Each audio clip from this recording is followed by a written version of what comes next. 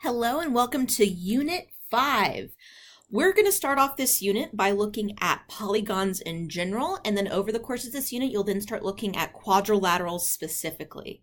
Now, what is a polygon? A polygon is any closed shape composed of line segments connected at their ends. We say that a polygon basically is any shape that has no curves, gaps, or overlaps, right? No curves, gaps, or overlaps. That's our device. More formally, a polygon is a figure such that each segment composed of its edges only intersects with two other segments, one at each endpoint, and no two segments will have a common endpoint, and no two segments with a common endpoint are collinear. So let's take a look at this down here. Here we've got a lot of random looking shapes, and I want to know which ones are polygons and which ones are not polygons.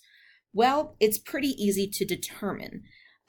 If we have a curve, like here, that's a curve.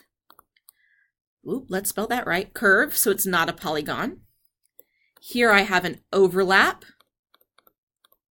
so we are not a polygon. And here I have a gap, so we are also not a polygon. Everything else on this side is a polygon. It doesn't matter how funky or weird it looks. It can look like it's been punched in. It can look like a normal shape. It just can't have a curve, a gap, or an overlap. Now, once we determine that things are polygons, we can either decide if they are concave or convex polygons. And basically, you can tell usually just by looking if something is concave or convex. If something is concave, it looks like it's been caved in, like it's been punched in the side and kind of buckled in some way.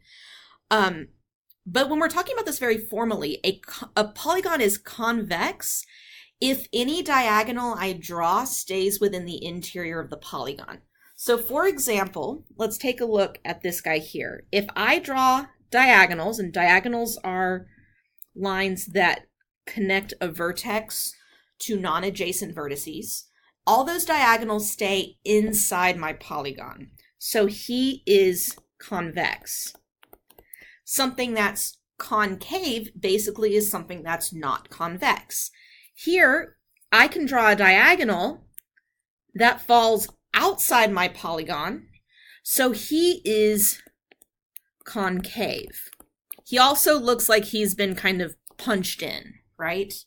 So when you start looking at these three here are my concave polygons because they all look like they've buckled in at some point. And when I start drawing diagonals, some diagonals will lie inside, but some will lie outside. It only takes one exterior diagonal to make something concave.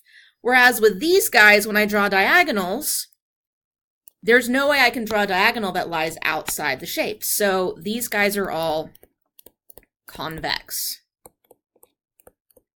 And that's it. All right, guys, thank you so much for paying attention to Lesson 5A.